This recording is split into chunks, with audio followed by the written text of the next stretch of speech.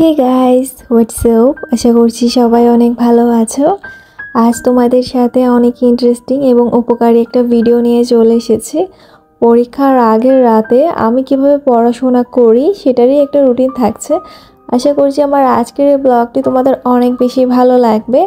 আজকের এই ব্লগটি ভালো লাগলে চ্যানেলে যারা নতুন আছো তারা অবশ্যই সাবস্ক্রাইব করে পাশে থাকা বেলটা বাজিয়ে দিবে, ভিডিওতে একটা লাইক দিয়ে দিবে। পরীক্ষার এক সপ্তাহ আগে নিজেকে ট্রিট দিতে পারো, আব্বা আম্মুকে বলতে পারো একটা দিনের জন্য ট্রিট দিতে।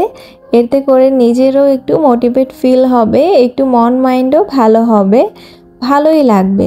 তো এই কাজটা করতে পারো, আব্বা আম্মুকে বলতে পারো পরীক্ষার এক সপ্তাহ আগে একটু একটা কাছের কোনো জায়গা থেকে ঘুরিয়ে আনতে, নিজেরও অনেক বেশি ভালো লাগবে। তারপর পড়াশোনাতেও ভালোভাবে মন বসাতে পারবে। যাই হোক, আমার আব্বু আমাদেরকে ঘুরতে নিয়ে গিয়েছিল পরীক্ষার আগে, অর্থাৎ এক সপ্তাহ আগে ঘোরাঘুরি কমপ্লিট করে ফেলেছিলাম। তারপর টানা এক সপ্তাহ পড়াশোনা করেছি। এখন দেখতে পাচ্ছ এটা পরীক্ষার আগের দিন রাতে, যেহেতু আমার পরীক্ষা চলছে, ডিনারটা অনেক জলদি আমি সেরে নিয়েছিলাম। তারপর পড়ার টেবিলে চলে এসেছি। আর পরীক্ষার আগে কিন্তু ভাজা পোড়া একটু কম খাওয়ারই চেষ্টা করবে, যেন পরীক্ষার সময় কোনো রকম অসুস্থতা ফিল না হয়। ঠান্ডা খাবার তো মোটামুটি খাবেই না। এবার কাল যেটা পরীক্ষা সেই সাবজেক্টই নিয়ে নিয়েছি, আর নিয়ে সম্পূর্ণ বই তো আসলে পড়া সম্ভব না। যেগুলো ইম্পর্ট্যান্ট, যেগুলো পরীক্ষাতে আসতে পারে সেগুলোই পড়ব শুধুমাত্র। 2014 সাল থেকে শুরু করে একদম 2021 সাল পর্যন্ত কি প্রশ্ন এসেছে কোন কোন বোর্ডে সেগুলো পেছনে আছে। তো সেগুলো সবগুলোই পড়বো, আর আশা করছি এখান থেকে যদি পড়ে যাই তাহলে কমন অবশ্যই আসবে। কেননা আগের বারে আমি এমনটাই করেছিলাম, আর তখন ওখান থেকেই প্রশ্ন এসেছিল, এর বাইরে থেকে এদিক সেদিক তেমন একটা হয়নি। আর এভাবে যদি আমরা পড়ি আসলে সব বিষয়ের উপরই ধারণা চলে আসে, তাহলে প্রশ্ন যতই ঘুরিয়ে দেওয়া হোক না কেন আমরা বুঝতে পারি।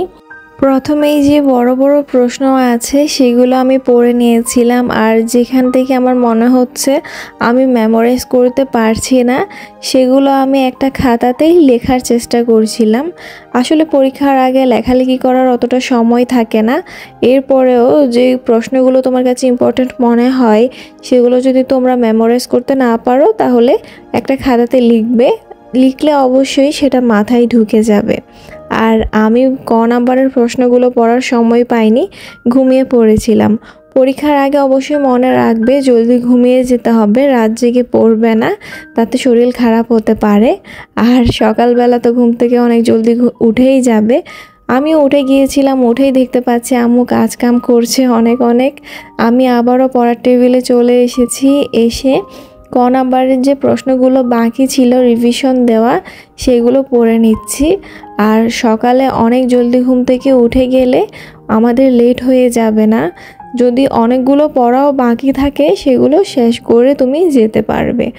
খুব ভালোভাবে রিভিশনটা আমি দিয়ে দিব। আর এবার আমি পরীক্ষার জন্য খুব ভালোভাবেই প্রস্তুত হয়ে গিয়েছি। পড়ার টেবিল থেকে উঠেই এবার ব্রেকফাস্টটা সেরে নিব। আর অবশ্যই চেষ্টা করবে পরীক্ষার হলে যাওয়ার আগে এমন কিছু খাবার খেতে যেগুলো খেলে দীর্ঘ সময় ধরে আমাদের ক্ষুধা লাগে না। যেমন এখানে আমি দই খাচ্ছি, এটা খেলেও কিন্তু অনেকক্ষণ ধরে আমাদের ক্ষুধা লাগে না। আর পরীক্ষার সময় এটাই অনেক বেশি দরকার। পেট ভরা থাকলে পরীক্ষাতেও বেশি বেশি লিখতে পারবে। আর এখানে দেখতে পাচ্ছ আমি একদম রেডি শেডি হয়ে গিয়েছি। আর খুব জলদি আমি রেডি হয়ে যাই এবং বাসা থেকে বেরিয়ে পড়ি, যেহেতু আমার ইউনিভার্সিটি একটু দূরে, তার জন্য আমার 1 থেকে 2 ঘন্টা আগেই বেরিয়ে যেতে হয়। আর পরীক্ষা দিয়ে এসেই তো ফ্রেশ হয়ে নিয়েছিলাম ফার্স্টে, তারপর আমার লাঞ্চটা সেরে নিব। আর লাঞ্চে দেখতে পাচ্ছ আম্মু আমার পছন্দের কিছু খাবার রান্না করেছে, সেগুলো এবার খেয়ে নিব এনজয় করে করে। আমার তো পোলাও মুরগি অনেক বেশি পছন্দ, সবজি তেমন একটা আমি খাই না। আর এখানে দেখতে পাচ্ছ বিকেলবেলা বাইরে থেকে কিছু খাবার অর্ডার করে ফেলেছিল আপুরা। আর এখানে শর্মা আছে, শর্মা আর ডোনাট, এই সবগুলো কিন্তু আমার পছন্দের খাবার। আর এগুলো আমি খেয়ে নিয়েছিলাম। আর খেয়ে একটু বাইরে চলে এসেছি, অর্থাৎ ছাদে। ছাদে এসে কিছুক্ষণ হাঁটাহাঁটি করব, আফিহার সাথে ফুটবল খেলবো। এতে করে আমার এক্সারসাইজ করা হয়ে যাবে, আর শরীরের মুভমেন্ট থাকলে কিন্তু পড়াশোনাতে মন বসাতে পারবো, অলস অলস লাগবে না। আর যদি অলস অলস লাগে, ঘুম আসে, তাহলে কিন্তু ভালোভাবে পড়তে পারবো না পরবর্তী পরীক্ষার জন্য। তার জন্য আমি চেষ্টা করি, আমি যতই টায়ার্ড হই না কেন, বিকালে এসে আফিহার সাথে একটু খেলাধুলা করতে, একটু ছাদে হাঁটাহাঁটি করতে। তারপর এখানে কিছুক্ষণ সময় কাটিয়ে চলে যাব বাসায় গিয়ে আবারও প্রথমে যেভাবে শুরু করেছিলাম ভিডিওটা সেভাবে পড়তে বসে যাব। আজকের মতো বিদায় নিচ্ছি, সবাই খুব ভালো থাকবে, আল্লাহ হাফেজ।